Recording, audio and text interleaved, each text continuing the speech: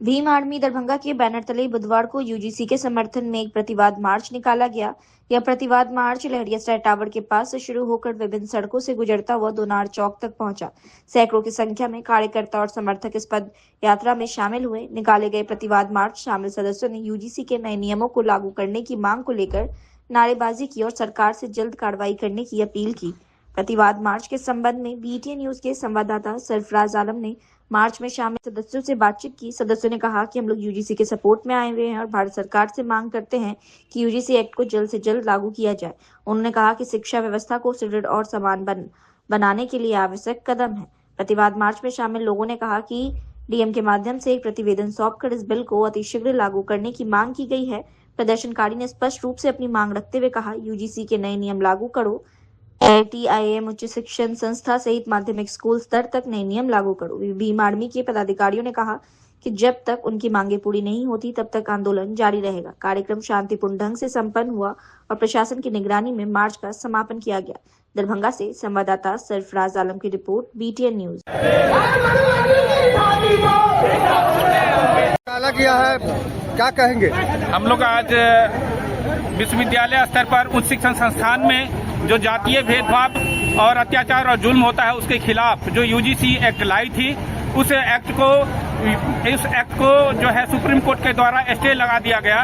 उसके खिलाफ हम लोग यूजीसी के समर्थन में हम लोग आज जो है दरभंगा जिला में हम लोग आज प्रतिवाद मार्च निकाले हैं। कहां से कहां तक जाएगा? हम लोग आज दरभंगा लहरियासराय टावर से हम लोग नाका नंबर 5 होते हुए जो है दोनार चौक पर सभा को किनके समक्ष अपना मांग रख रहे हैं? ये हम लोग डीएम साहब को अपना एक प्रतिवेदन के द्वारा हम लोगों ने मांग करके जो है हम लोग इस बिल को अतिशीघ्र लागू करने की मांग की है। किस तरह के लोग इसमें शामिल हुए हैं? इसमें जितने भी भीम आर्मी और बहुजन समाज के जितने भी बुद्धिजीवी वर्ग हैं, सभी लोग इस प्रतिवाद मार्च में शामिल। क्या नाम हुआ आपका? मेरा नाम डॉक्टर राजेश कुमार राम। और कोई आप लोगों से बोलेंगे? निकाले हैं, किन मांग को लेकर निकाले हैं? हम लोग यूजीसी के सपोर्ट में आए हुए हैं। हम लोग चाहते हैं कि भारत सरकार यूजीसी एक्ट को लागू करे। इससे पहले किसान आंदोलन 13 महीना तक चला था, लेकिन प्रधानमंत्री जी को ये चीज आवाज कान तक नहीं पहुंचा था। लेकिन स्वर्ण जातियों ने 3 दिन में यूजीसी एक्ट को तत्काल रोक लगा दिया है। हम सरकार से यही मांग करते हैं कि यूजीसी एक्ट को लागू करो। कहां से कहां तक ये रैली निकाला गया? ये रैली अललपट्टी होते हुए, बेता होते हुए, लहरियासराय होते हुए, उसके बाद लोहिया चौक होते हुए, नाका 6 होते हुए, नाका 5 होते हुए दोनार चौक पे हम लोग समाप्त करेंगे। कितने लोग इसमें शामिल हैं? 400 से 500 लोग। क्या नाम हुआ आपका? राजीव कुमार पासवान। स्थानीय लहरियासराय पब्लिक स्कूल में बुधवार को विज्ञान और कला प्रदर्शनी सह आनंद मेला का आयोजन किया गया, जिसमें मुख्य अतिथि डॉक्टर ब्रजमोहन मिश्रा, पूर्व विभागीय अध्यक्ष भौतिकी विभाग सह पूर्व निदेशक महिला प्रौद्योगिकी एपीजे अब्दुल कलाम दरभंगा, डॉक्टर प्रेम मोहन मिश्रा, पूर्व विभागीय अध्यक्ष रसायन शास्त्र विभाग सह पूर्व निदेशक महिला प्रौद्योगिकी एपीजे अब्दुल कलाम दरभंगा, विद्यालय के निदेशक डॉक्टर विशाल गौरव, विद्यालय के सचिव डॉक्टर रमनजी चौधरी और विद्यालय के प्राचार्य वागीश कुमार झा ने संयुक्त रूप से दीप प्रज्वलित और फीता काटकर उद्घाटन किया। अपने उद्बोधन में डॉक्टर प्रेम मोहन मिश्रा ने कहा कि स्वामी विवेकानंद और डॉक्टर एपीजे अब्दुल कलाम को अगर बच्चे अपना आदर्श मान ले तो जीवन में उसे कभी कोई परेशानी नहीं होगी। डॉक्टर ब्रजमोहन मिश्रा ने कहा कि बच्चे और स्कूल अगर दोनों तालमेल कर चलेंगे तो बच्चे का विकास स्वतः होगा और बच्चे कभी अपने को असहज नहीं महसूस करेंगे। विद्यालय के निदेशक ने कहा कि आयोजन पाठ्यक्रम का पाठ है और बच्चों को सर्वांगीण विकास से लाभ मिलता है। आगत अतिथियों को पाक चादर, प्रतीक चिन्ह और पुष्प देकर विद्यालय के प्राचार्य वागीश कुमार झा ने स्वागत किया।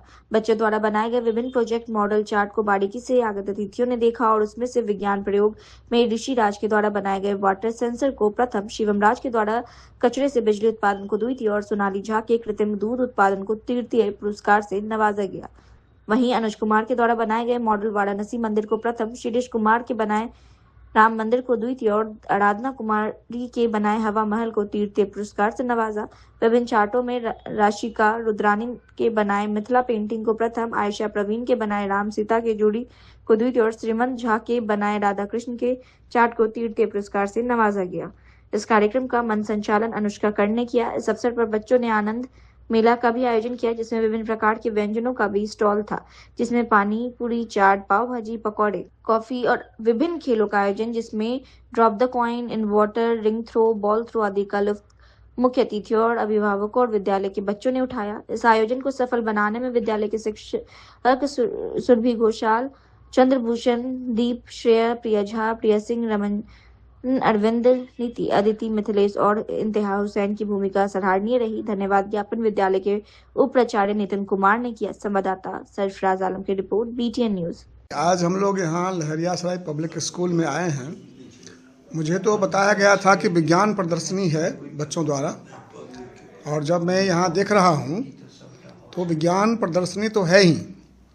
जैसा सर ने कहा कि जो विज्ञान के मॉडल बच्चों ने बनाए हैं, उसमें हम लोगों ने जब प्रश्न पूछा बच्चों से तो लगा कि उनको उसका कंसेप्ट भी है और वो उसके बारे में जानते हैं, उसके लाभ को जानते हैं। ये एक बहुत बड़ी बात है। दूसरी बात मैंने यहाँ जो देखा है कि विज्ञान प्रदर्शनी का नाम है, लेकिन यहाँ के छात्रों ने विज्ञान के अलावा जो क्राफ्ट्स हैं, हैंडीक्राफ्ट्स हैं, उसका भी प्रदर्शन किया है, पेंटिंग को दिखाया है, और साथ ही साथ बहुत सारे जो रिलीजियस टेम्पल्स हैं इंडिया में, उनका भी उन्होंने चित्र बनाया है। तो मैं ये कहना चाह रहा हूँ कि एक साथ बच्चों को साइंस, सोशल साइंस, क्राफ्ट और स्पिरिचुअलिटी, ये सारा ज्ञान जो एक साथ दिया जा रहा है, ये बहुत बड़ी बात है। ये बच्चे भविष्य में आगे चलकर कहीं भी समाज पर बोझ नहीं बनेंगे। इनके पास इतना हुनर होगा कि ये जो चाहें कर सकते हैं। तो ये एक यूनिक बात मैंने देखा इस स्कूल में, इसलिए मैं विशाल जी को और पूरे इस परिवार को बहुत बहुत धन्यवाद देता हूँ कि इतना सुंदर स्कूल आप चला रहे हैं। यह एक स्कूल नहीं, एक बहुत बड़ी सामाजिक सेवा है। बहुत बहुत धन्यवाद मैं पुनः देता हूँ इनके ऑर्गेनाइजर को। और जहाँ जो टीचर्स हैं, बच्चों से मैंने पूछा तो उन्होंने कहा कि ये टीचर्स ने हमको सिखाया है, इसलिए यहाँ के सारे टीचर्स को भी मैं धन्यवाद देता हूँ, आशीर्वाद देता हूँ। तो इसी तरह से हमारे मिथिला के बच्चों को ऐसे प्रशिक्षण देते रहें और मेरा बच्चा आगे बढ़ता रहेगा। बहुत बहुत धन्यवाद। विद्यालय 27 वर्षों से चल रहा है और हर एक साल हम लोग विज्ञान प्रदर्शनी, चूँकि CBSE सिलेबस को 2 भाग में बांटा हुआ है, पाठ्यक्रम और सह पाठ्यक्रम। ये जो है सो पाठ है सह पाठ्यक्रम का, जिसमें हर एक महीने में कोई ना कोई कंपटीशन हम लोग ऑर्गेनाइज करते हैं।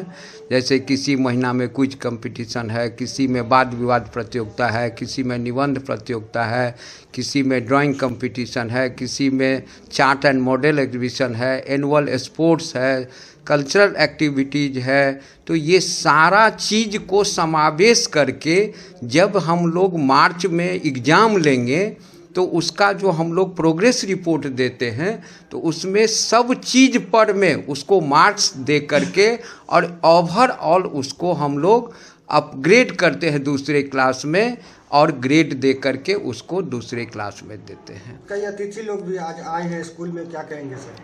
आज हमारे लिए सौभाग्य की बात है जो दो मिथिला के नहीं, हम समझते हैं जो पूरे हिंदुस्तान में जो WIT, जो APJ अब्दुल कलाम का सपना था, जो महिला के लिए एक इंजीनियरिंग कॉलेज हो, और उन्होंने ही एक शब्द कहा था, impossible word is not available in human dictionary. और उसको ये WIT में ये जो दोनों हमारे आज मुख्य अतिथि हैं, डॉक्टर प्रेम मोहन मिश्रा जी सर और डॉक्टर ब्रजमोहन मिश्रा जी सर, वो WIT के लिए कर दिया। क्योंकि जब विद्यालय ये कॉलेज खुली थी तो उसके पास न उतना इंफ्रास्ट्रक्चर था, न उतना व्यवस्था था, और उसके बावजूद आज WIT की छात्रा सिर्फ भारत में ही नहीं विदेशों में भी काम कर रही हैं। ये मिथिला के लिए गौरव की बात है, और ये दोनों महान पुरुष का उसमें बहुत योगदान है, जो आज हमारी WIT की छात्रा विदेशों में भी अपना परचम लहरा रही हैं। तो ये हमारे लिए सौभाग्य की बात है, गौरव की बात है, जो आज दोनों महापुरुष हमारे विद्यालय में आकर के और हमारे बच्चे को उत्साहित किए, जो तुम इसी तरह आगे निरंतर बढ़ते रहो तो तुम समाज पर में बोझ नहीं होगे, समाज के लिए तुम एक मने क्या कहें उसको, जो हीरा के रूप में तुम जाने जाओगे। किया गया है, क्या कहेंगे सबसे? आज लहरियासराय पब्लिक स्कूल में साइंस चार्ट मॉडल एग्जीबिशन का आयोजन किया गया, और इसमें बच्चों ने जहां एक तरफ अपनी क्रिएटिविटी को दर्शाया है अलग अलग फॉर्म में, वहीं दूसरी तरफ उनको बहुत ही उनके लिए सौभाग्य का दिन है कि इसमें आज जो हमारे अतिथि शामिल हुए इसमें प्रोफेसर प्रेम मोहन मिश्रा सर और प्रोफेसर ब्रजमोहन मिश्रा सर, उनसे इंटरेक्ट करने का भी बच्चों को मौका मिला। तो जब किसी विद्वान से बच्चे इंटरेक्ट करते हैं, जो साइंस में एक चीज़ हम लोग कहते हैं क्रिटिकल थिंकिंग, तो कहीं ना कहीं किसी लेयर पर वो चीज़ उनकी डेवलप होती है, क्योंकि उनसे जब सवाल पूछा जाता है तो वो समझते हैं कि अच्छा इस लेवल पर जाके भी इन चीज़ों के बारे में सोचना होता है। और ये इसीलिए मुझे लगता है कि एक रिक्रिएशनल दिन भी है और एक नॉलेज गेनिंग दिन भी है। स्कूली छात्र छात्राओं में इसको लेकर कितनी खुशी है? बच्चे तो हमेशा एक्साइटमेंट में रहते ही हैं इन सब एक्टिविटीज़ को लेकर के, और इसकी तैयारी काफ़ी दिनों से कर रहे थे, पूरे उत्साह के साथ कर रहे थे। और आप देखेंगे कि जो भी उनका एक वाइब है वो बहुत ही इजीली आप फील कर सकते हैं उस चीज़ को। बच्चों ने काफ़ी आकर्षक मॉडल बनाया, सबसे अधिक आकर्षित कौन सा मॉडल रहा? मेरे लिए किसी एक मॉडल के बारे में कहना मुझे लगता है उचित नहीं होगा। निर्णायक मंडली है जो कि ये डिसाइड भी करेंगे अभी कि कौन सा model first, second, third position पे रहेगा। मुझे लगता है कि ये डिसीजन हम लोगों को उनके ऊपर छोड़ देना चाहिए। 5वां विजिट है, लेकिन डे बाय डे यह इम्प्रूव कर रहा है। बच्चों में देखा एक तो कॉन्शसनेस कि जो अब बनाया था वह समझ रहा था कि क्या बना है, ये एक्सप्लेन भी ठीक से कर रहा था। हमको लगता है इसमें सहयोग विशाल जी का, लालमोहन जी का और रमन जी का बहुत सहयोग है।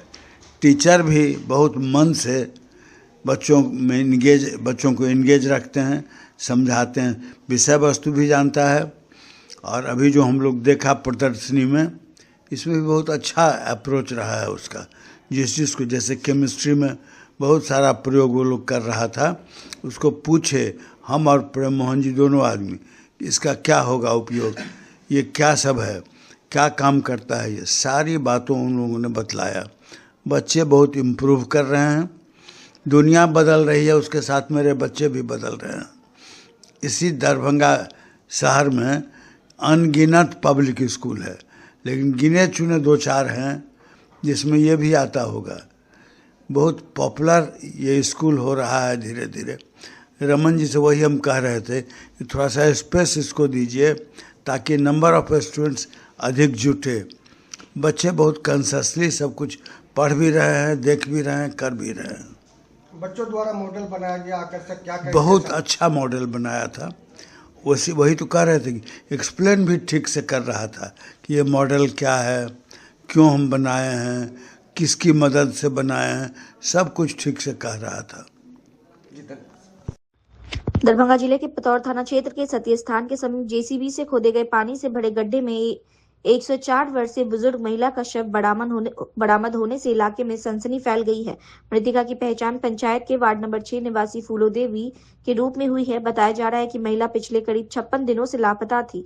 घटना का खुलासा तब हुआ जब खेतों में पटवन के लिए जा रहे किसान ने जेसीबी से बने गड्ढे में दमकल की पाइप डालते समय पानी में तैरता हुआ शव देखा। इसके बाद उसने ग्रामीणों को सूचना दी। मौके पर पहुंचे ग्रामीणों और परिजनों ने शव की पहचान फूलो देवी के रूप में की। सूचना मिलते ही पतौर थाना प्रभारी चंद्रभूषण कुमार, अपर थाना अध्यक्ष रामानुज यादव, पंचायत के मुखिया फेकन पासवान सहित पुलिस और प्रशासनिक टीम मौके पर पहुंची।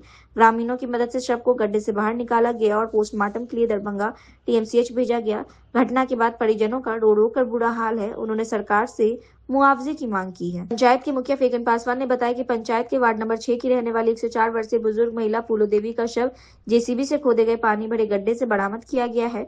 उन्होंने बताया कि महिला करीब 2 महीने से घर से लापता थी और उनकी मानसिक स्थिति भी कुछ हद तक कमजोर थी। मुखिया ने इस घटना को अत्यंत दुखद बताते हुए प्रशासन से मांग की कि जेसीबी से खोदे गए गड्ढों का स्पष्ट सीमांकन किया जाए, क्योंकि ऐसे गड्ढों की गहराई का अंदाजा लगाना मुश्किल होता है। उन्होंने कहा कि संभव है कि बुजुर्ग महिला घर से निकलने के दौरान गड्ढे में गिर गई हो और पानी में डूबने से उनकी मौत हो गई हो। मुखिया के अनुसार जिस गड्ढे से शव बरामद हुआ है उसकी गहराई कम से कम 18 फीट बताई जा रही है। उन्होंने कहा कि जेसीबी से खोदे गए गड्ढों में डूबने से लगातार लोगों की मौत हो रही है, जिससे खनन विभाग और प्रशासन को सबक लेने की जरूरत है। उन्होंने मांग की कि जहां भी खनन कार्य होता है और सुरक्षा के लिए सीमांकन किया जाए और चेतावनी के लिए लाल झंडा या संकेत बोर्ड लगाया जाए। मुखिया ने सरकार से पीड़ित परिवार को उचित मुआवजा देने की मांग की है। अपर थानाध्यक्ष पतौर रामानुज यादव ने बताया कि पतौर थाना क्षेत्र के रामटोला पतौर के करीब 3 वर्षीय बुजुर्ग महिला का शव बरामद किया गया। उन्होंने बताया कि महिला लगभग 2 महीने पहले से घर से लापता हो गई थी, जिसकी सना थाना में पहले ही दर्ज कराई गई थी। अपर थानाध्यक्ष ने बताया कि शव को बरामद कर लिया गया है और पोस्टमार्टम के लिए डीएमसीएच भेजा जा रहा है। पुलिस मामले की जांच कर रही है। दरभंगा से संवाददाता सरफराज आलम की रिपोर्ट, BTN न्यूज। गांव का नाम है रामटोला पतोर। क्या हुआ है यहाँ पर अभी? एगो डेड बॉडी मिला है, बूढ़ी है, 103 बरस का, 103 साल की। हाँ, अपने खो गई थी बेचारी 2 महीना पहले। हाँ। जो हमारे थाना में आवेदन दिया था, आवेदन सनहा दर्ज किए हैं। जिसके बाद डेड बॉडी मिला, इंक्वेस्ट किए हैं, पोस्टमार्टम के लिए भेज रहे हैं। 2 महीने पहले किए थे सनहा? हाँ हाँ। क्या नाम हो सर आपका? मेरा नाम है साई रामानुज यादव, अपर थाना अध्यक्ष पतोर। ठीक सिंह। देखिए, ये तो बहुत दुखद की बात है। बेचारी किसी गरीब परिवार की थी और गरीब गुरबा थी। 104 वर्ष तकरीबन उनका जैसे की उम्र था। और मैं यही चाहूँगा आपके न्यूज़ के माध्यम से, उसको जो पानी में डूबने से उसकी मृत्यु हुई है, उसको सरकार तरफ से मुआवजा का व्यवस्था किया जाए। अभी हाल फिलहाल में आप देख कर्मचारी वगैरह सीओ साहब को बोल दिए हैं, उनको मैसेज कर दिए हैं। सीओ साहब से अभी बात नहीं हो पाया है, मैसेज हो चुका है। सबसे बड़ी बात है, अभी लदारी गांव में आपको कुछ दिन पहले रक्षाबंधन के की घटना है, लदारी गांव का है जी, जो कि अपना ब्राह्मण परिवार का लड़का था और घर से नहा सोना करके निकले हुआ था और वो जेसीबी के गड्ढा में उसका जैसे कि मृत्यु हो गया। उसको तैरने नहीं आता था। और मैं यही आपके न्यूज के माध्यम से कहना चाहूंगा कि जो भी जेसीबी का गड्ढा करवाते हैं, उनको एक सरिया और रोड में उसको खड़ा कर दे, लाल झंडी कुछ कर दे, इशारा दे दे कि ताकि यहाँ दुर्घटना घट सकती है, कृपया इधर आप लोग जैसे कि आने का व्यवस्था, इस सब प्रकार का होना चाहिए ताकि अनहोनी कुछ न हो। मतलब ये कितना गड्ढा होगा जिसमें ये तकरीबन आपको जो अभी मिला है, जो मिला है वही 15 से 18 फीट के समथिंग है गड्ढा वहाँ पे। जी। तो मतलब आप ये भी अपील कर रहे हैं दरभंगा वासियों को या फिर प्रशासन को कि जो भी जेसीबी का गड्ढा कर रहा है वहाँ पर एक बोर्ड लगा दे? जी बिल्कुल अपील कर रहे हैं। लोहा का बोर्ड लगा दे। आपके न्यूज के माध्यम से यही जिला पदाधिकारी समक्ष मैं यही बयान रखना चाहूंगा कि खनन विभाग के पदाधिकारी से मैं यही आपके न्यूज के माध्यम से मैं बयान रखना चाहूंगा कि जितने भी गड्ढा है, जितने भी जेसीबी से खुदाया जाता है, उसको जैसे कि आप लोग निगरानी में रखें और इस पे अगर चिन्हित नहीं करता है तो उसके घेराबंदी करवावे या चाहे उसको चिन्हासी दे दे। ऐसा बहुत सारा घटना मतलब जिला में ऐसा होता है, बहुत तरीके के घटना। ठीक है, क्या नाम है आपका? जी मेरा नाम फेकन पासवान, ग्राम पंचायत राजपतो मुखिया है जी, वर्तमान मुखिया है।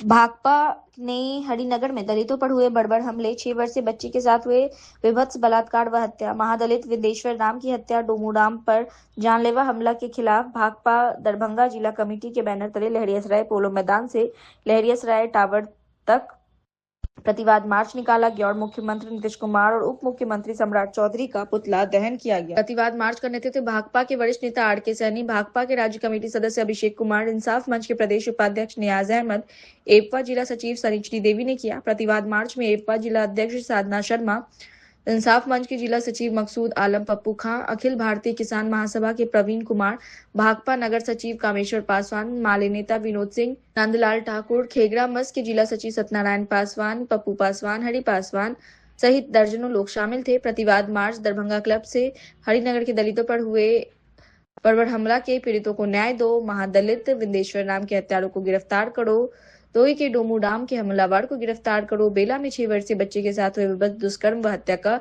मुख्यमंत्री व गृह मंत्री जवाब दो, प्रतिवाद कर रहे लोगों पर मुकदमा, जेल क्यों, जवाब दो आदि नारा लगाते हुए जुलूस के शक्ल में निकला, जो लहरियासराय टावर पर प्रतिवाद सभा में तब्दील हो गया। प्रतिवाद सभा से पहले मुख्यमंत्री नीतीश कुमार और गृह मंत्री सम्राट चौधरी का पुतला दहन किया गया। वहीं फेकला चौक पर जिला पार्षद सदस्य सुमित्रा देवी, पूर्व मुखिया दामोदर पासवान, हरि पासवान आदि के नेतृत्व में मुख्यमंत्री और उप मुख्यमंत्री का पुतला दहन किया गया। बिरौल के कोठी पुल में भाकपा प्रखंड सचिव वैद्यनाथ यादव, लाल बहादुर सदा, लालू पासवान, बिंदे सदा आदि के नेतृत्व में हरिनगर की घटना का प्रतिवाद किया गया और मुख्यमंत्री नीतीश कुमार और उप मुख्यमंत्री सम्राट चौधरी का पुतला जलाया गया और कल 12 फरवरी को आम हड़ताल को सफल बनाने का आह्वान किया गया।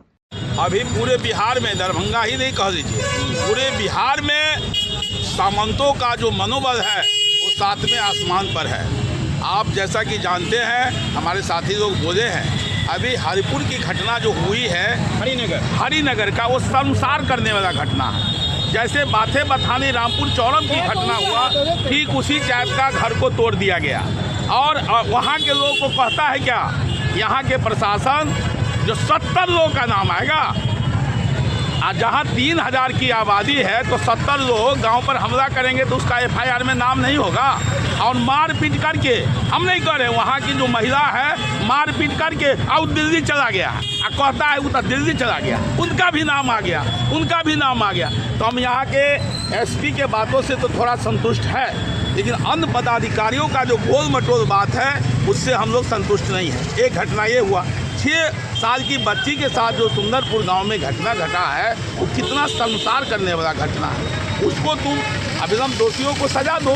तीसरा घटना है पतोर के बिंदेश्वर राम का हत्या किए हुआ 2-3 महीना हो गया, लेकिन अब तक जो है उस अपराधियों को गिरफ्तार करने की बजाय उसको कोई कार्रवाई नहीं करा। तो हमारा कहना है जो सामंतों का राज और ये सम्राट चौधरी नीतीश की चुप्पी, पूरे बिहार में बलात्कार की घटनाएं हो रही है, दलितों पर हमले हो रहे हैं। आपने देखा है किसी दरभंगा में 6 वर्ष की बच्ची के साथ बलात्कार की घटनाएं हुई और जनता इस सवाल को सड़क पर ले गई तो जनता के साथ FIR हुआ है। आप जानते हैं यूट्यूबर पर भी केस हुआ है। और हम लोग ये बताना चाहते हैं कि सम्राट चौधरी के द्वारा, जब से ये नीतीश और सम्राट चौधरी हुए हैं तब से स्वर्ण सामंती ताकतें सर उठाए हुए सत्ता के संरक्षण में ये अपराध बढ़ रहे हैं। हरिनगर की घटना आपसे कोई छिपी हुई नहीं है कि हरिनगर में जो घटनाएं हुई, जिस दिन वो एडमिट हुए थे हरिनगर के जो घायल थे, उस दिन भी जूनियर के कुछ डॉक्टरों के द्वारा पर हमला किया गया था। हम लोग मौजूद थे, हम लोग देखे थे, आप भी देखे थे। लेकिन कल ही आप यूट्यूब पर चला रहे थे कि उस बच्ची को DMCH से भगा दिया गया कि आप तुम्हारा यहाँ इलाज नहीं होगा। यही स्वर्ण सामंती ताकतें हैं जिसका संरक्षक नीतीश और सम्राट चौधरी है। इसका हम पुतला आज दहन कर रहे हैं लहरियासराय में। हम बताना चाहते हैं कि बिंदेश्वर राम दरभंगा जिले के विश्वविद्यालय थाना क्षेत्र अंतर्गत सुंदरपुर सहनी टोला में 6 वर्षीय मासूम बच्ची के साथ दुष्कर्म कर उसकी निर्मम हत्या किए जाने की हृदय विदारक घटना के विरोध में शाम में दरभंगा शहर में कैंडल मार्च निकाला गया। इस कैंडल मार्च का उद्देश्य दोषियों को कड़ी से कड़ी सजा दिलाने और पीड़िता को न्याय दिलाने की मांग करना था। कैंडल मार्च दरभंगा शहर के कर्पूरी चौक से प्रारंभ होकर विभिन्न प्रमुख सड़कों से होते हुए लहरियासराय स्थित लोहिया चौक तक पहुंचा। मार्च में बड़ी संख्या में आम नागरिक, युवा, महिलाएं, सामाजिक संगठन के कार्यकर्ता और जनप्रतिनिधि शामिल हुए। सभी के हाथों में जलती मोमबत्तियां थी और चेहरे पर गुस्सा व दर्द साफ झलक रहा था। मार्च में शामिल लोगों ने एक स्वर में कहा कि आवाज केवल सड़क तक सीमित नहीं रहेगी बल्कि सदन तक गूंजेगी। प्रदर्शनकारियों ने सरकार और प्रशासन पर तीखा हमला बोलते हुए कहा कि केवल बेटी बचाओ बेटी पढ़ाओ जैसे नारों से काम नहीं चलेगा जब बेटियां ही सुरक्षित नहीं हैं। कैंडल मार्च में शामिल लोगों ने यह मांग की कि बलात्कार जैसे जघन्य अपराध करने वाले दरिंदों को किसी भी सूरत में बख्शा नहीं जाना चाहिए। प्रदर्शनकारी ने कहा कि ऐसे अपराधियों को ऑन द स्पॉट सजा दी जानी चाहिए और उन्हें मौत की सजा मिलनी चाहिए ताकि समाज में एक सख्त संदेश जाए और भविष्य में कोई ऐसी घिनौनी हरकत करने की हिम्मत ना करे। लोगों ने जनप्रतिनिधियों से लेकर जिला प्रशासन तक की भूमिका पर सवाल उठाते हुए कहा कि यदि जल्द से जल्द आरोपियों की फास्ट ट्रैक कोर्ट में सुनवाई नहीं की गई तो आंदोलन को और तेज किया जाएगा। चेतावनी दी गई कि अगर न्याय में देरी हुई तो पूरे दरभंगा शहर को जाम कर बंद किया जाएगा, जिसकी जिम्मेदारी प्रशासन की होगी। कैंडल मार्च के दौरान पूरे माहौल में आक्रोश और शोक का संगम देखने को मिला। लोगों ने पीड़ित परिवार के प्रति गहरी संवेदना व्यक्त करते हुए न्याय दिलाने का संकल्प लिया और दोषियों को फांसी की सजा देने की मांग दोहराई। दरभंगा से संवाददाता सरफराज आलम की रिपोर्ट, BTN न्यूज।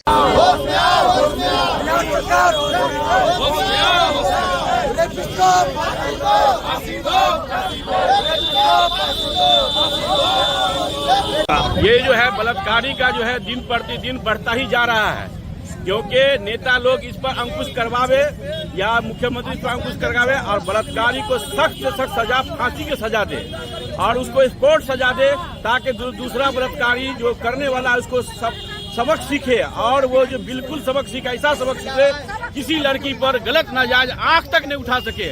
अगर ऐसा सख्त सजा मिल गया इस देश के अंदर तो फिर देखिए किसी का माई का लाल नहीं है, किसी बच्ची पर बलात्कार पर, नाबालिग पर या बालिग पर भी बलात्कार कर सकेगा, तो सख्त सजा दिया जाए। ये अपना पढ़ते हुए मैं मोहम्मद नाजिर हुसैन लहरियासराय के निवासी हूँ। मैं इसको सख्त मजम्मत करता हूँ। मुझे बहुत तकलीफ हुई इस बात से कि बच्चे को बलात्कार किया गया। मैं दिल से गहरा इसका शोक व्यक्त करता हूँ। ऐसा नहीं होना चाहिए देश में। खराब होता है देश में। हर अधिकारी को इंसाफ चाहिए। देश को एकदम मर्डर कर दीजिए। आप लोग देखिए, आप लोग समझाइए। क्यों नहीं समझाते हैं? प्यास रहा है, न भारत सरकार प्यास रहा है, न न्याय व्यवस्था प्यास रहा है। केवल नारा निकालने से नहीं होगा, बेटी बचाओ बेटी पढ़ाओ। बेटी यहाँ सुरक्षित नहीं है। कोई माँ बाप अपना बेटी को भेजेगा बाहर? नहीं भेजेगा। ना यहाँ के जनप्रतिनिधि कुछ कर रहा है, ना कानून व्यवस्था कुछ कर रहा है, कोई नहीं कुछ कर रहा है। कांड हुआ है तो जनप्रतिनिधि यहाँ पे लोगों का साथ कैंडल मार्च कहाँ से कहाँ निकालिएगा? कैंडल मार्च हम लोग कटोरा चौक से लेके हजुआ चौरा तक निकाले। अगर कानून नहीं इसमें न्याय करेगी तो हम लोग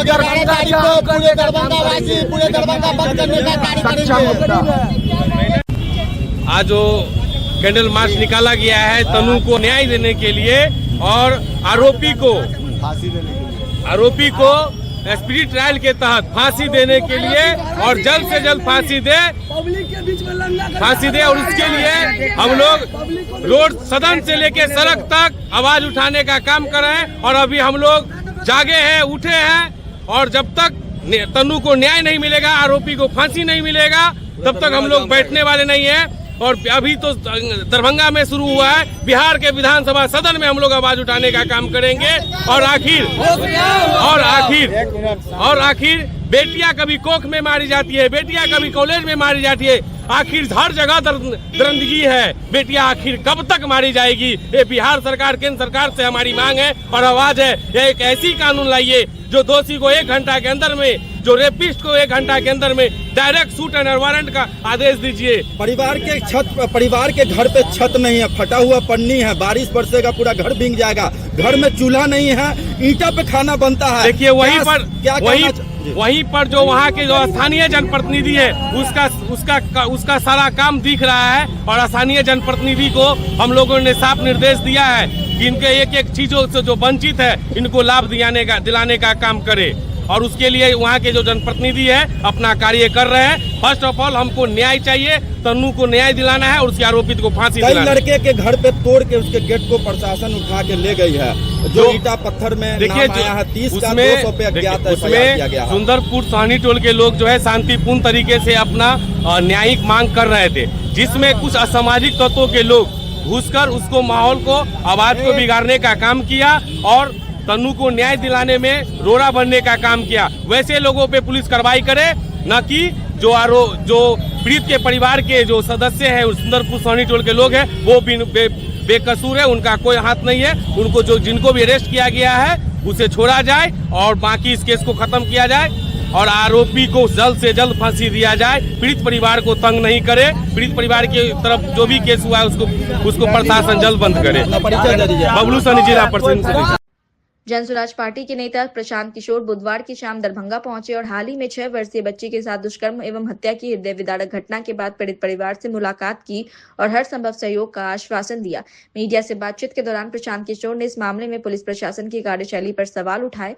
उन्होंने कहा कि पीड़ित परिवार के लिए आवाज उठाने, प्रदर्शन करने वाले लोगों पर पुलिस द्वारा की जा रही कार्रवाई पूरी तरह गलत है। जो लोग इंसाफ की मांग कर रहे हैं उन पर कार्रवाई करना संवेदनहीनता दर्शाता है। पुलिस को मानवीय आधार पर निर्णय लेना चाहिए, उन्होंने कहा। प्रशांत किशोर ने आरोप लगाया कि जिले में अधिकारियों की कोई जवाबदेही तय नहीं है, प्रशासनिक व्यवस्था पूरी तरह विफल नजर आ रही है। उन्होंने कहा यहां अधिकारियों का जंगल राज चल रहा है। पीड़ित परिवार के साथ खड़े होने वाले समाज के लोगों को ही निशाना बनाया जा रहा है, जो बेहद दुर्भाग्यपूर्ण है। उन्होंने राज्य सरकार से मांग की कि मामले की निष्पक्ष जांच सुनिश्चित की जाए और दोषियों को शीघ्र कड़ी सजा दिलाई जाए ताकि पीड़ित परिवार को न्याय मिल सके और समाज में भरोसा कायम रहे। दरभंगा से संवाददाता सरफराज आलम की रिपोर्ट, BTN न्यूज।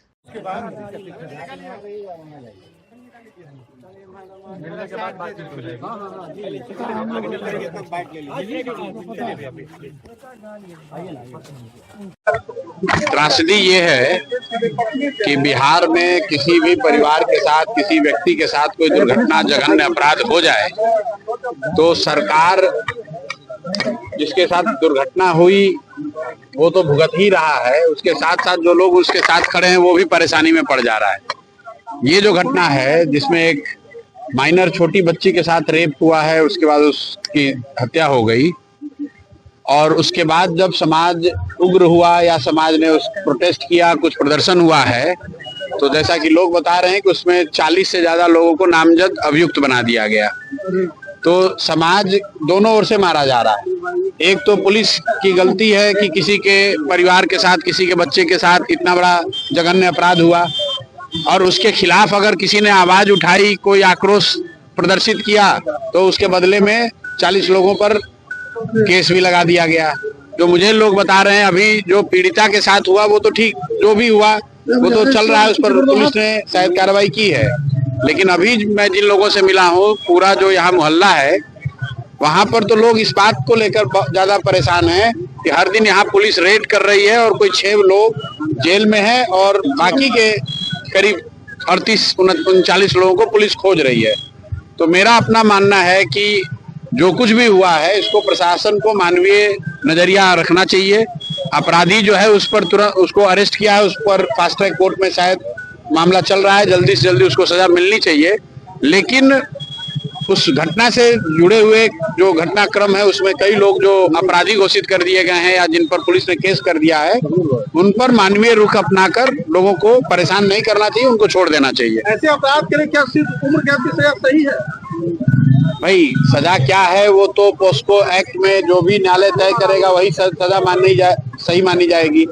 हम लोग नागरिक होने के नाते आप तो ये कह सकते हैं कि कड़ी से कड़ी सजा मिले जो न्याय संगत हो। लेकिन यहाँ पर जो मामला है वो 2 मामला है। एक जो रेप और हत्या का मामला है उसमें जो अभियुक्त है वो अरेस्ट कर लिया गया है। लेकिन जो दूसरा मामला है जिसको लेकर यहाँ ज्यादा हंगामा है वो ये कि जब ये घटना हुई तो उसके प्रोटेस्ट में जो लोगों ने एक जगह कहीं लोग जमा हुए या पुलिस से उनकी कोई बकझक हुई या मुठभेड़ हुई, मुठभेड़ तो नहीं कहेंगे, झड़प हुई, उसके आधार पर 40 से ज्यादा लोगों को नामजद अभियुक्त बना दिया गया है। तो मैं जो आपको बता रहा हूँ बिहार में स्थिति ये है कि आपके घर में डकैती हो गया, आपके यहाँ मर्डर हो गया, और अगर मोहल्ले वाले उसके खिलाफ प्रोटेस्ट कर रहे हैं तो डकैती से करने वाले से ज्यादा पुलिस की चिंता ये है कि जो प्रोटेस्ट कर रहा है उसको पकड़ो। वो मेरी समझ से गलत है। तो हम लोग यहाँ पुलिस के वरीय जो पदाधिकारी हैं उनसे भी ये आग्रह करेंगे, बात करेंगे अपने स्तर पर भी कि जिन लोगों पर को आपने उपद्रव के नाम पर जिन पर केस किया है उन पर सहानुभूति पूर्ण रवैया अपनाकर उन पर कार्रवाई नहीं की जाए।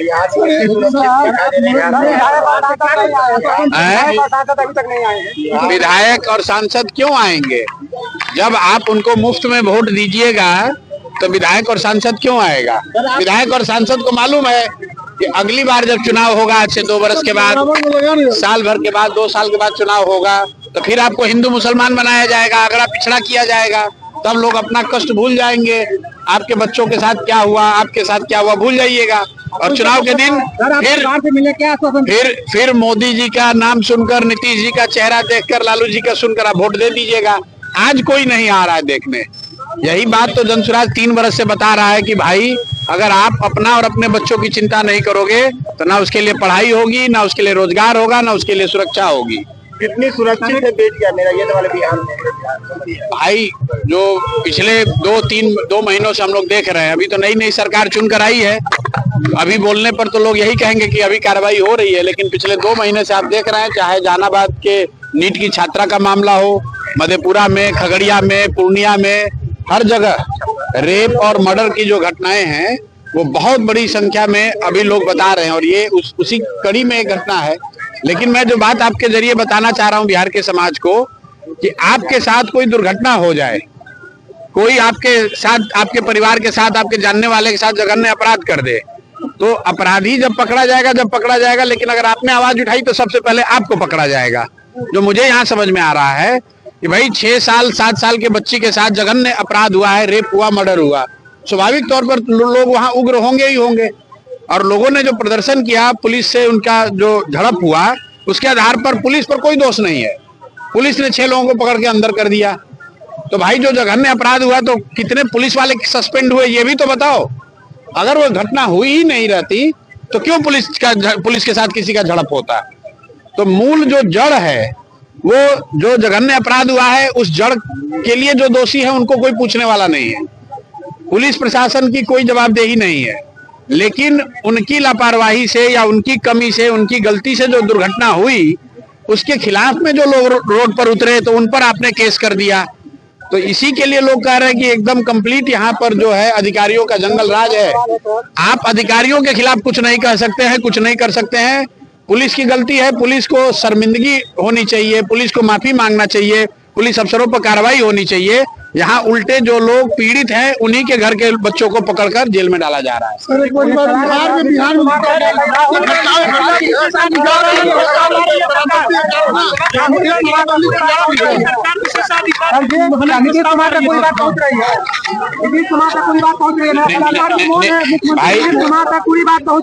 नीतीश कुमार के पास बात कैसे पहुंचेगी? नीतीश कुमार जब वोट मांगने आए तो लोगों ने उनको बक्सा में भर के वोट दिया है, तो नीतीश कुमार अपना कान में तेल डालकर बैठे हुए हैं। क्या इस मामले विपक्ष एकजुट है? राहुल गांधी के खिलाफ मोदी सरकार विशेषाधिकार हनन प्रस्ताव ला रही है। राहुल जी और कांग्रेस के लोग सक्षम है उस विशेषाधिकार से लड़ने के लिए, उसकी चिंता करने की जरूरत नहीं है। पुलिस की बात कर रहे हैं,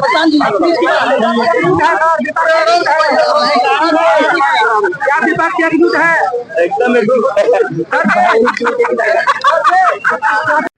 किसना डायमंड और गोल्ड ज्वेलरी ने मिर्जापुर स्टेशन रोड स्थित अपने 15वें एक्सक्लूसिव शोरूम का भव्य उद्घाटन किया। उद्घाटन हरि कृष्णा ग्रुप के संस्थापक और प्रबंध निदेशक घनश्याम ढोलकिया और स्थानीय आउटलेट पार्टनर संतोष कुमार सिंह ने संयुक्त रूप से किया। वैलेंटाइन वीक के अवसर पर कंपनी ने विशेष लॉन्च ऑफर की घोषणा की है। इसके तहत डायमंड और गोल्ड ज्वेलरी पर मेकिंग चार्ज में प्रति 5 ग्राम तक 5,000 रुपए और प्रति ग्राम 1,000 रुपए तक की छूट दी जा रही है। साथ ही वैलेंटाइन डे कलेक्शन भी पेश किए गए, जिसमें प्रेम और आत्म अभिव्यक्ति की भावना को दर्शाते हुए आधुनिक व आकर्षक डिजाइन शामिल है। हल्के व स्टाइलिश आभूषण रोजमर्रा और खास अवसरों दोनों के लिए उपयुक्त बताए गए हैं। घनश्याम ढोलकिया ने कहा कि बिहार रिटेल विस्तार से की रणनीति में महत्वपूर्ण बाजार है। दरभंगा शोरूम हर घर किसना विजन की दिशा में अहम कदम है। संतोष कुमार सिंह ने भरोसा जताया कि ब्रांड की गुणवत्ता और डिजाइन को शहर में सराहना मिलेगी। वहीं सीईओ पराग शाह ने उपभोक्ता प्रथम सोच को कंपनी की प्राथमिकता बताया। समाज के प्रति जिम्मेदारी निभाते हुए किसना ने जरूरतमंदों के बीच भोजन वितरण और रक्तदान शिविर का भी आयोजन किया। डायमंड गोल्ड ज्वेलरी का एक स्टोर यहाँ इनोग्रेशन हुआ है। कंपनी के सीएमडी और फाउंडर घनश्याम ढोलकिया काका आए हैं, उनके कर कमलों के द्वारा इनोग्रेशन हुआ है। दरभंगा की धरती पर पहली बार कृष्णा का एक शोरूम का ओपनिंग हुआ है, इनोग्रेशन हुआ है, ग्रैंड ओपनिंग। और आज का स्कीम भी है, बहुत अच्छा कंपनी के द्वारा दिया गया है। किसी भी प्रोडक्ट के खरीद पे एडिशनल अतिरिक्त जो 5,000 रुपये का 5 ग्राम पे डिस्काउंट का जो स्कीम है, उसके अलावा अतिरिक्त वन डे आज के लिए 5% किसी भी ज्वेलरी के प्रोडक्ट पे 5% का स्पेशल डिस्काउंट ऑफर दिया गया है आज के लिए। यहाँ के प्रमुख हिंदी उर्दू समाचार पत्र हैं, मैगजीन है, सभी मैगजीन में, सभी समाचार पत्र में आज इनका आमंत्रण, निमंत्रण, विज्ञापन और इसकी सभी छवि है जो आम लोगों तक, जनसाधारण को पहुँच जाए। इसी के साथ कंपनी का उद्देश्य है फेयर पॉलिसी, फेयर डील, कम रेंज में, कम प्राइस में लोगों को डायमंड उपलब्ध कराना। ये मेकिंग चार्ज और प्राइस बहुत अपर लेवल में होता है। आप जब यहाँ आएंगे तो मैं दरभंगा के लोगों की अपील करूँगा, आप लेकिन एक बार आप आए, ज्वेलरी को देखिए और मार्केट से कंपेरिजन करें, तब आपकी ज्वेलरी की शुद्धता, फिनिशिंग।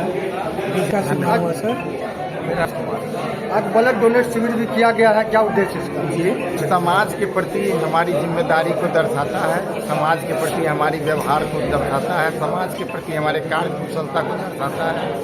हमारा और कृष्णा का उद्देश्य ही है, जितने यहाँ कस्टमर होंगे हर साल उतना पेड़ हम लगाएंगे, यहाँ के पर्यावरण को स्वच्छ रखेंगे। स्वच्छता अभियान में हमारा सहयोग रहेगा। साफ सफाई पे हमारा पहला मूल मंत्र है। आज ही का कार्यक्रम था, सबसे पहले सुबह स्वच्छता अभियान का इवेंट था, उसको हम लोगों ने किया। फिर हम लोगों ने वृक्षारोपण ग्रीन मिशन के तहत पर्यावरण को स्वच्छ बनाने के लिए पेड़ पौधे लगाए। फिर ब्लड डोनेशन करके, क्योंकि काफ़ी ज़रूरतमंद और बीमार लोगों को कभी भी ये ब्लड जो हमारे द्वारा या हमारे लोगों के द्वारा या कृष्णा के द्वारा जो आयोजित किया गया है, ये ब्लड बैंक में रहेगी तो किसी भी जरूरतमंद को काम आएगी। कहाँ भेजा जाएगा ये ब्लड?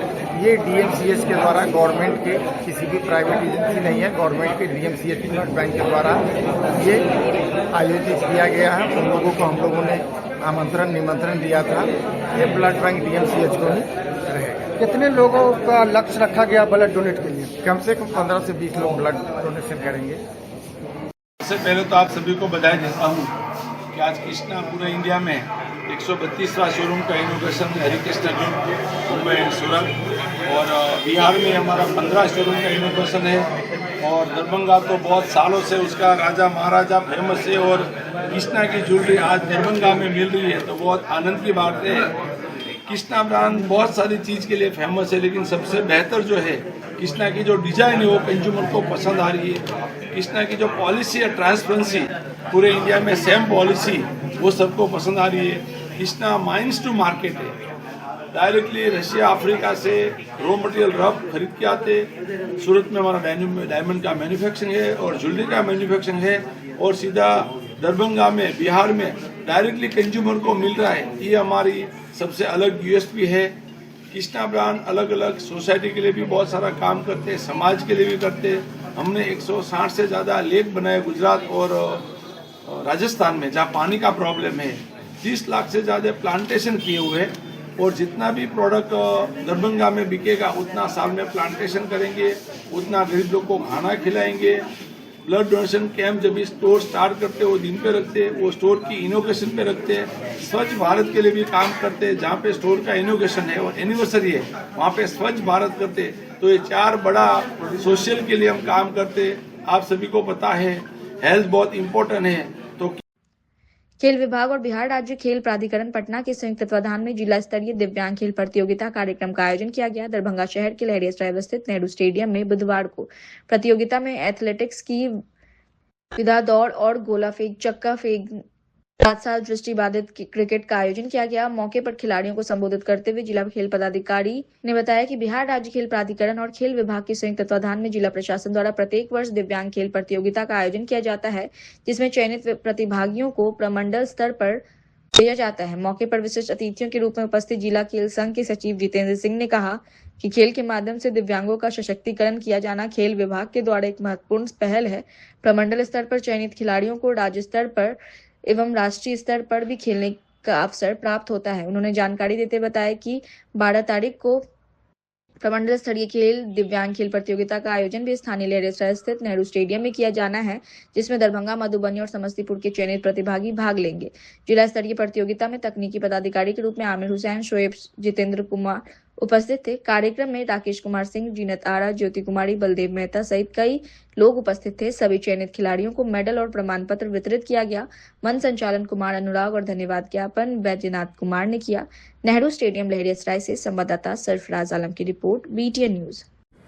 बिहार सरकार खेल विभाग, बिहार राज्य खेल प्राधिकरण और जिला प्रशासन दरभंगा के संयुक्त तत्वावधान में आज दिनांक 11/2/2026 को जिला स्तरीय दिव्यांग खेल प्रतियोगिता का आयोजन किया गया, जिसमें दरभंगा जिला के कुल सभी 18 ब्लॉक से दिव्यांग प्रतिभागी इस प्रतियोगिता में भाग लिए।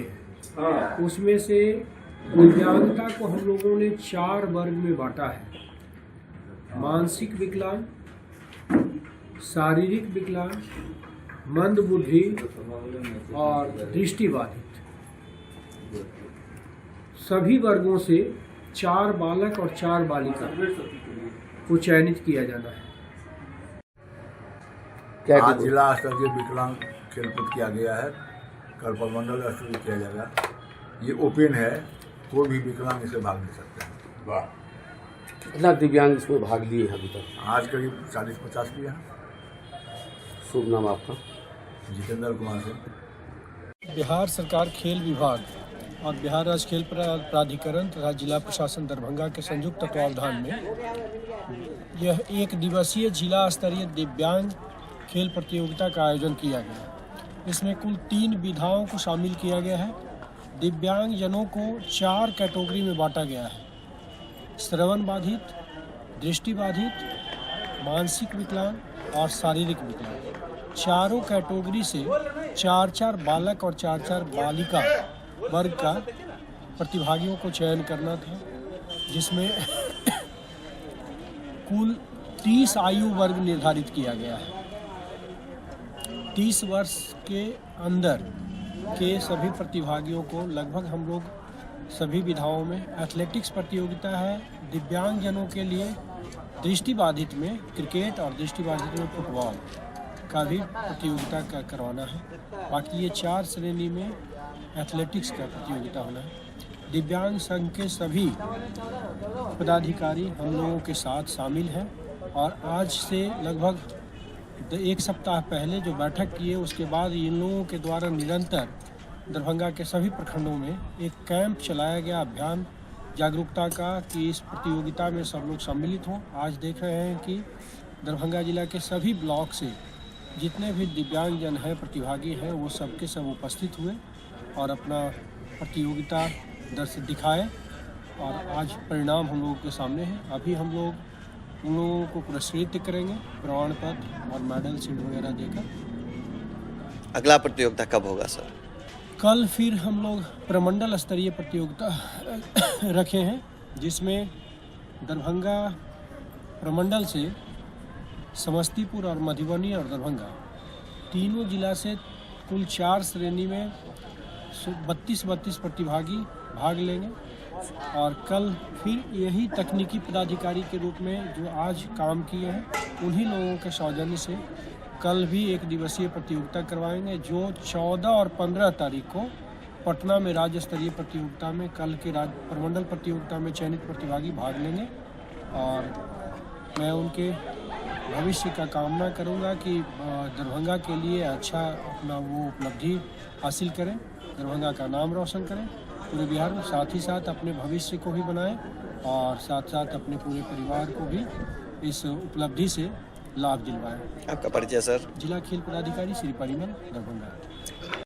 महिंद्रा शोरूम के निकट स्थित मौलागंज चौक शिवधारा में SK Bharat global training centre का पूर्व विधायक यूटी डॉक्टर फराज फातमी के द्वारा फीता काट कर उद्घाटन किया गया। इससे पूर्व कुरान पाक की तिलावत के बाद विशेष दुआ की गई। पूर्व विधायक डॉक्टर फराज फातमी ने कहा, प्रोपराइटर शबा करीम ने एसके भारत ग्लोबल ट्रेनिंग पर विभिन्न विषयों में रोजगार से जुड़े हुए ट्रेनिंग दी जाएगी।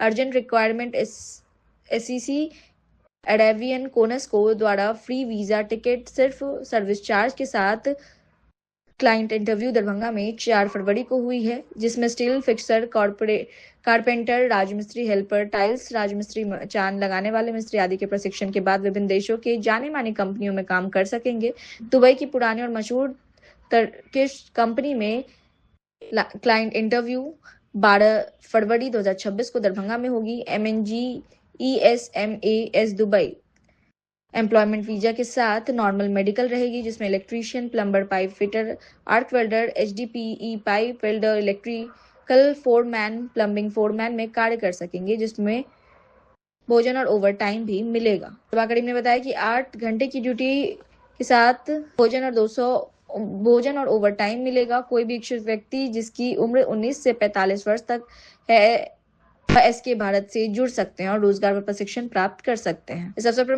मुखिया साजिद मुजफ्फर उर्फ बबलू, राजद के राष्ट्रीय महासचिव अहमद अब्बास, जदयू नेता पदर हाशमी, कांग्रेस नेता Santosh Srivastava, SK Bharat global training centre के प्रोपराइटर निदेशक शबा करीम, चेयरमैन मोहम्मद शोएब, मोहम्मद मुनाजिर हुसैन, मोहम्मद मतीन अशरफ, मोहम्मद मुस्ताक, मोहम्मद इस्तियाक, मोहम्मद सरफराज सहित परिवार के सदस्य व शहर के कई लोग मौजूद रहे। इससे पहले मैं सभी प्रेस के साथियों का स्वागत करता हूं, उनका खैर मकदम करता हूं। आज बहुत ही खुशी का दिन है। हमारे भाई शबा करीम, उन्होंने आज इस सेंटर का ऑफिशियल ओपनिंग आज हुई है, उसमें मुझे उन्होंने मदद किया, मैं आया हूं। और सबसे बड़ी बात यह है कि ये इसका मकसद है कि जो बच्चे, क्योंकि एम्प्लॉयमेंट की सबसे बड़ी प्रॉब्लम है इंडिया के अंदर, जो रोज़गार का, मिडल ईस्ट हो जहाँ पे सबसे ज़्यादा रोज़गार अभी जनरेट हो रहा है, सऊदी अरब, बहरीन, कुवैत, यहाँ के लिए वीज़ा के लिए कई बच्चों को दिल्ली, बॉम्बे, कलकत्ता जाना पड़ता है, चाहे वो लेबर क्लास में हो, प्लम्बिंग हो, फिटर हो, इलेक्ट्रीशियन हो, और कई जगह भटकना पड़ता है। सबसे बड़ी प्रॉब्लम है कि दिल्ली जाए और वीज़ा का समस्या और कैसे इंटरव्यू कराना और सारी चीज़ें। तो खुशी की बात यह है कि ये ऑफिस खुलने के बाद वो समस्याएं दूर हो जाएंगी इस मिथिलांचल में और स्पेशली दरभंगा में। जो यहाँ के यूथ हैं, जो बाहर जाना चाहते हैं, जो इंटरेस्टेड हैं बाहर जाके कमाने के लिए, अपनी फैमिली का रोज़गार जनरेट करने के लिए, तो उसके लिए यहाँ वो डायरेक्ट आ सकते हैं और यहाँ से सारी सुविधा जो जैसा बताया हमें भाई ने कि यहीं से आपका सारा वीज़ा प्रोसेस हो जाएगा। मतलब इंटरव्यू पहले होगा, जो लोग कंपनीज बाहर से आना चाहते हैं यहाँ आएंगे, उनके मैनेजर, उनके इंजीनियर यहाँ पे उनके साथी रहेंगे। जो लोग जाना चाहते हैं बाहर, उनका इंटरव्यू होगा और इंटरव्यू के साथ साथ उनका पासपोर्ट यहीं से एम्बेसी चला जाएगा। इनके हेड ऑफिस बॉम्बे या दिल्ली जहाँ भी है, वहीं वीज़ा स्टैंपिंग हो जाएगी और सारा काम बैठे बिठाए यहीं से हो जाएगा। बस प्रैक्टिकल जो मेडिकल का होता है उसके लिए, मेडिकल के लिए जहाँ जहाँ सेंटर्स हैं, पटना में भी सेंटर है, बॉम्बे में भी, कहीं वहीं जा करके अपने मेडिकल देना पड़ेगा। तो इससे क्या हो जाएगा कि यहाँ के बच्चों के लिए एक सुविधा। कोई स्पेशल ये होगा कि ट्रेनिंग भी दिया जाएगा, जिसको अगर काम नहीं आता है तो हमने ट्रेनिंग सेंटर खोला है, उसको फ्री ट्रेनिंग दिया जाएगा यहाँ से और साथ में इंटरव्यू करवाकर बाहर विदेश वगैरह Dubai, Saudi, Oman, Bahrain, Qatar भेजा जाएगा एम्प्लॉयमेंट वीजा पे। लगातार लोग दिल्ली मुंबई जाकर के ठगाना थे और उनको लगता था कि उनके साथ कुछ गलत होगा। अब आप शहर अपने दरभंगा में ले आए हैं, आपको लोग जानते हैं, इस क्षेत्र के लोगों को क्या विश्वास दिलाएंगे आप अपने ऑफिस के माध्यम से? नहीं, इस क्षेत्र के बहुत सारे लोग हमको जानते हैं क्योंकि हमारी कम से कम 10 साल से पहले से हमारी ऑफिस है। कहाँ? दिल्ली में है, लखनऊ में है और बॉम्बे में लाइसेंस ऑफिस है हमारा 1000+5 है। जो बॉम्बे हेड ऑफिस है, ब्रांच ऑफिस दिल्ली है, एक लखनऊ है। हम यहाँ पे सेंटर डाले, ट्रेनिंग सेंटर, जिसपे क्लाइंट को लाया जाएगा, इंटरव्यू दिलाया जाएगा और कैंडिडेट के लिए सुविधा होगा। जो इंटरव्यू देने के लिए दिल्ली, बॉम्बे या सूरत कहीं भी जा रहे हैं, उनके लिए फायदा है कि नॉर्मल खर्चे में यहाँ पे काम हो जाएगा। आने वाले समय में क्या कोई कैंप लगाएंगे जो विदेश जाना चाहते हो और उनको कोई कैंप लगाएंगे? अभी हमारा MNGC कंपनी का इंटरव्यू 12 तारीख में भी है और ACC का हमारा इंटरव्यू 15 तारीख में, जिसमें फ्री वीजा है, ठीक है। और दूसरा हमारा 16 तारीख में भी हमारा एक इंटरव्यू है।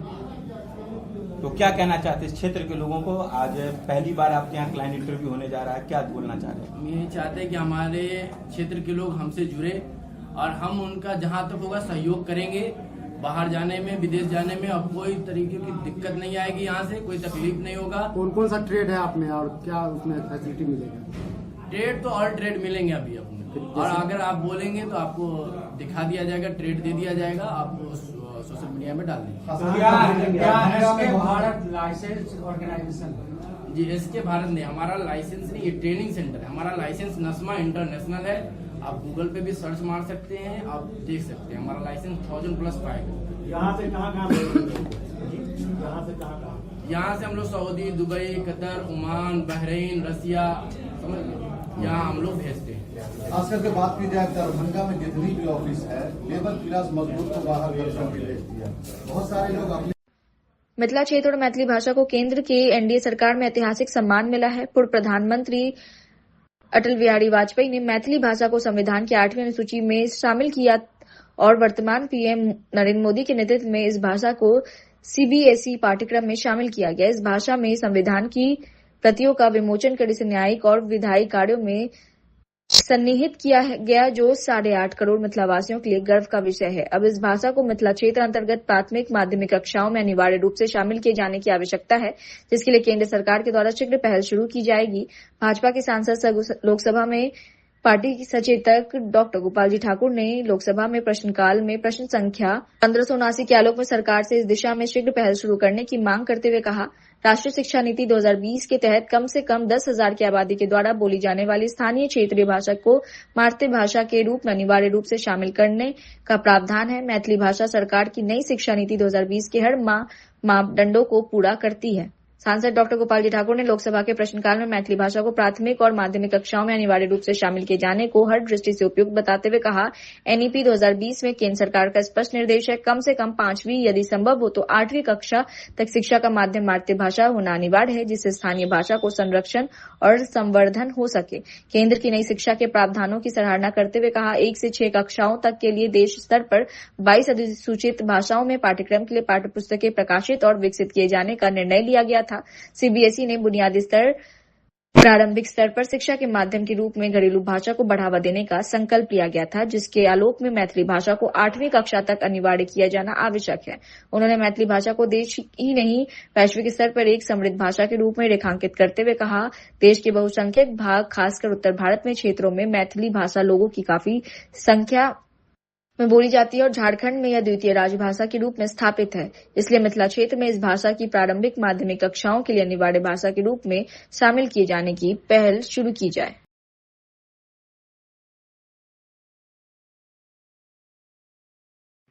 हिमाचल प्रदेश केंद्रीय विश्वविद्यालय द्वारा आयोजित अखिल भारतीय अंतर विश्वविद्यालय महिला कबड्डी प्रतियोगिता के तीसरे दिन खेले गए रोमांचक क्वार्टर फाइनल मुकाबले में ललित नारायण मिथिला विश्वविद्यालय दरभंगा की महिला कबड्डी टीम ने प्रभावशाली प्रदर्शन करते हुए चंडीगढ़ विश्वविद्यालय को 46-30 अंकों के निर्णायक अंतर से पराजित कर सेमीफाइनल में अपना स्थान सुनिश्चित कर लिया है। इस जीत के साथ ही टीम ने प्रतियोगिता में अपना पदक भी पक्का कर लिया है, जो विश्वविद्यालय के लिए गौरव का विषय है। हाल ही में आयोजित खेलो इंडिया यूनिवर्सिटी गेम्स में चंडीगढ़ विश्वविद्यालय विजेता और ललित नारायण मिथिला विश्वविद्यालय उपविजेता रही थी। ऐसे में यह जीत केवल एक प्रतियोगी सफलता नहीं बल्कि पूर्ण परिणाम का सशक्त प्रत्युत्तर भी मानी जा रही है। टीम ने इस मुकाबले में शुरुआत से ही आक्रमण रणनीति अपनाते हुए प्रतिद्वंदी टीम पर दबाव बनाए रखा और शानदार तालमेल के बल पर एक तरफा बढ़त कायम की। अब सेमीफाइनल में ललित नारायण मिथिला विश्वविद्यालय की महिला कबड्डी टीम का मुकाबला लवली प्रोफेशनल विश्वविद्यालय चंडीगढ़ से होगा, जिसे लेकर खेल प्रेमियों में काफी उत्साह है। कुलपति प्रोफेसर संजय कुमार चौधरी ने कहा, हमारी महिला कबड्डी टीम ने यह साबित किया है कि आत्मविश्वास और रणनीतिक परिपक्वता का संगम जब प्रतिभा से होता है तो परिणाम निर्णायक होते हैं। यह जीत केवल स्कोर बोर्ड की बढ़त नहीं बल्कि खेल मानसिकता की श्रेष्ठता का प्रतीक है।